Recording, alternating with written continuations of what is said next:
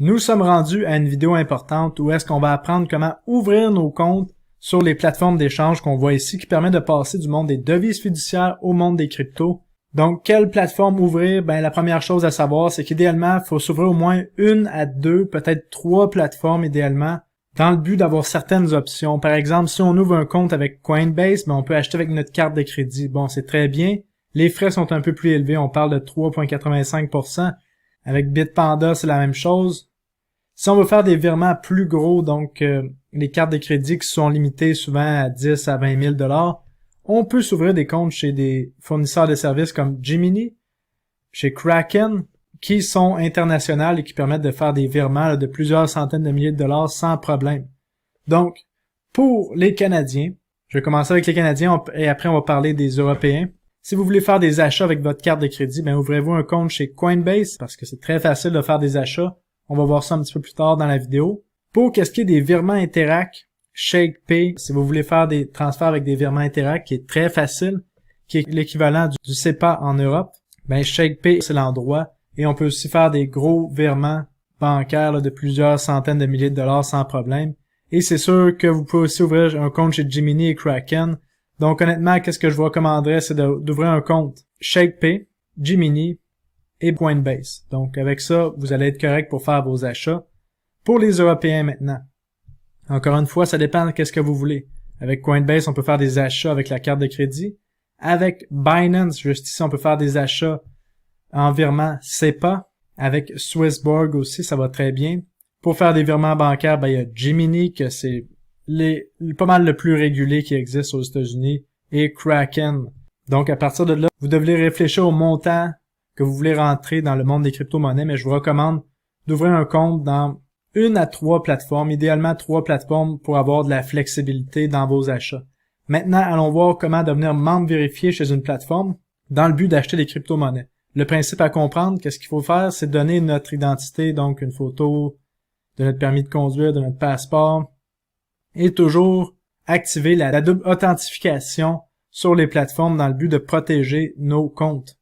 Donc, commençons en s'ouvrant un compte chez Coinbase. Donc, commençons avec Coinbase. Donc, on va ici sur coinbase.com. Je vous rappelle que Coinbase, c'est pour des achats avec des cartes de crédit de crypto. Donc, on a un maximum là, d'environ 20 000 $ si je me souviens bien, soit par semaine ou par jour. On va aller voir ça ensemble un peu plus tard dans la formation. Et lorsqu'on veut faire des retraits, ben ça nous prend un compte PayPal et on peut faire des retraits lorsqu'on veut vendre des crypto-monnaies. Donc, pour revenir dans le monde des devises fiduciaires dans notre compte PayPal. Donc, c'est très bien, mais les frais sont plutôt élevés. Donc, pourquoi je vous parle de Coinbase, même si les frais sont élevés? C'est parce qu'on peut acheter dès maintenant des crypto-monnaies avec la carte de crédit. Et le but de la formation, c'est que vous puissiez acheter vos premières crypto-monnaies rapidement pour apprendre comment transiger dans le monde des crypto-monnaies. Donc, c'est pour ça qu'on ouvre un compte chez Coinbase et en parallèle, on ouvre des comptes sur d'autres plateformes qui prennent parfois un petit peu plus de temps avant qu'on puisse acheter, le temps que notre virement bancaire arrive. Et par la suite, c'est le même processus là, pour faire des transactions. C'est pour ça qu'on commence avec Coinbase. Donc, on clique ici sur démarrer. Donc, on a notre nom, notre email et on choisit un mot de passe et on commence comme ça. Donc, une fois que c'est fait, n'oubliez jamais de noter votre mot de passe à quelque part. Ça, c'est très important. Et là, ensuite, ils vont vous demander d'aller voir votre email pour valider tout ça. Donc, vous allez chercher le email de confirmation et vous cliquez sur le lien. Donc, on clique sur le email ici. Et ça va nous amener sur une page où est-ce qu'il faut choisir notre pays, notre numéro de téléphone. Donc, on fait ça. Et là, par la suite, ça va nous envoyer recevoir un texto avec un code. Ce code est ce qu'on appelle la double vérification. Donc, je vais le rentrer ici. Donc, on se soumet. Ensuite de ça, là, ils vont nous demander de tout répondre au questionnaire pour aller chercher notre identité. Donc, on suit les étapes et les choses vont bien se passer. Donc, on remplit toutes les informations qu'il y a ici. Et ensuite, après avoir fait toutes les vérifications, vous allez arriver sur le menu de Coinbase. Donc, c'est pas plus compliqué que ça. Donc, notre compte sur Coinbase est réglé. Et la double vérification que je vous parlais est déjà faite avec le numéro de cellulaire. Donc, c'est parfait.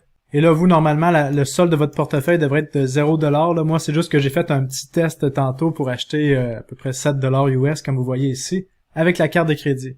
Deuxième compte qu'on va aller ouvrir, c'est le compte sur Binance. Donc, pour Binance, c'est la même chose encore une fois. On clique ici sur Register. On peut le mettre la langue en français si vous préférez parce que ça peut être plus facile pour comprendre les mots. Donc vous voyez, ça s'appelle s'inscrire juste ici en jaune. Et là, on choisit nos pays de résidence. Ils vont nous demander tout ce qu'on a de besoin. Donc, une fois que c'est fait, on glisse la pièce de casse-tête pour prouver qu'on est humain. Et là, ça va nous demander une vérification par email. Donc, comme d'habitude, on va sur notre courriel et on va chercher le code de vérification qu'on vient de se faire donner. Et là, vous voyez, le code va apparaître dans votre boîte email juste ici. On fait copier et on colle ici. Et là, on va arriver sur cette page-là. Nous, on va aller sur le tableau de bord. On clique en haut à droite sur le tableau de bord. Et là, qu'est-ce qui est important? C'est de faire les vérifications, activer la double vérification que je vous parlais. Donc là, vous avez le choix, soit que vous utilisez le Google Authentificateur ou le téléphone. Je vous recommande le Google Authentificateur.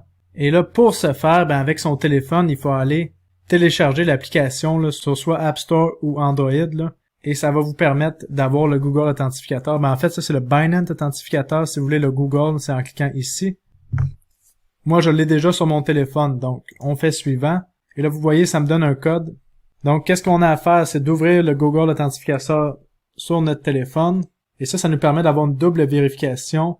Et on vient scanner le code QR qu'on a juste ici. Et là, vous voyez, ça va vous donner sur votre téléphone une série de 6 chiffres qui, à chaque 30 secondes, vont changer. Donc, ça, c'est le code que vous allez avoir de besoin.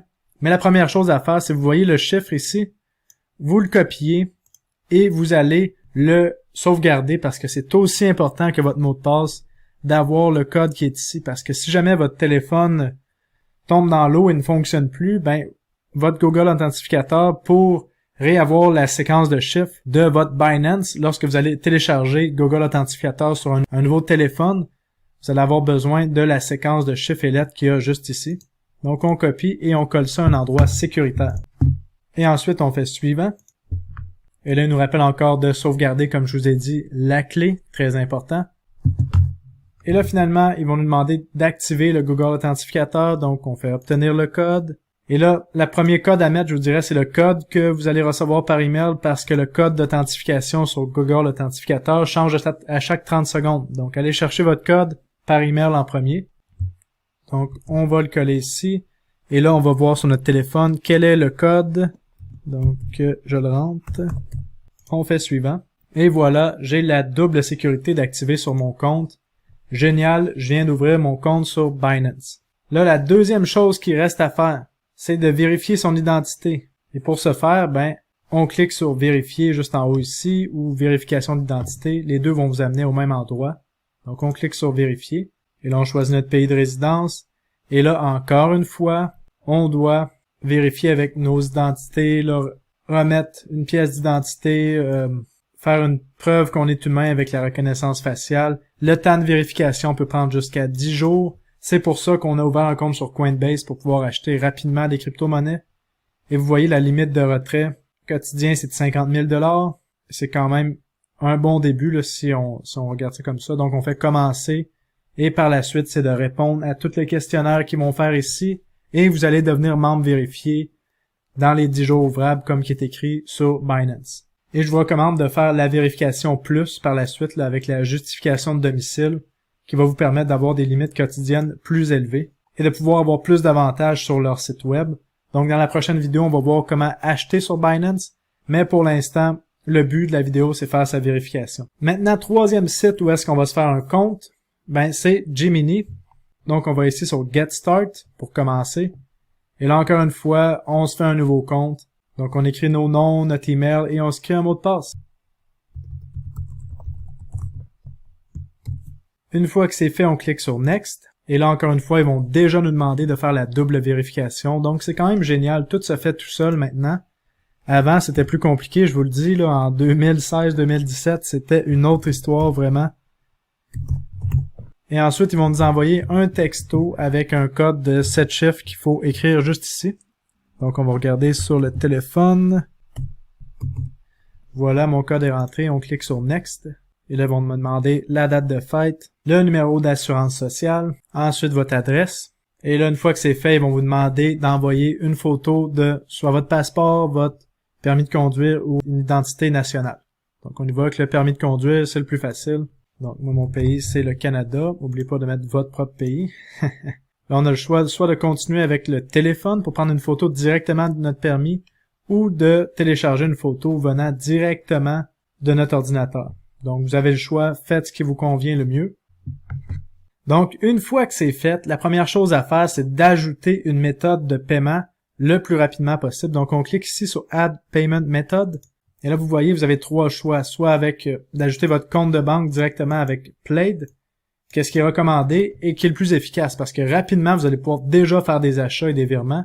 La deuxième option, c'est d'ajouter un compte manuellement qui prend plus de temps, qui peut prendre jusqu'à 5 jours ouvrables, ou une carte de débit et non une carte de crédit, en tout cas pour le moment.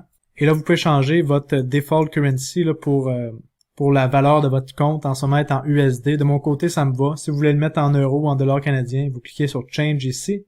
Et là, on ajoute un compte de banque tout simplement en cliquant sur Add, juste ici. On fait continuer. Et là, j'ai un compte chez Desjardins, donc on écrit nos informations juste ici. Ensuite, on fait soumettre, et ensuite, ils vont vous demander des questions là, selon votre banque, qu'est-ce que vous aviez déjà répondu. Donc, on répond à tout ça, et votre compte va être connecté assez rapidement, vous allez voir. Donc, j'ai répondu, ça semble bien aller. Et là, vous choisissez si c'est bien ce compte-là, et si oui, vous faites continuer, et on continue. Donc, vous voyez, j'ai déjà un compte qui est connecté. Donc là, ça va prendre un petit peu de temps avant que je puisse envoyer des fonds parce que ma vérification d'identité doit être acceptée. Et après ça, c'est facile, on n'a qu'à envoyer des fonds vers Gemini. On va voir ça dans la prochaine vidéo. Maintenant, si vous êtes Canadien, je vous recommande d'ouvrir un compte sur shakepay.com qui va vous permettre d'acheter des crypto-monnaies avec des virements Interac. Donc ça, c'est vraiment génial. C'est une application sur le téléphone ou une web app.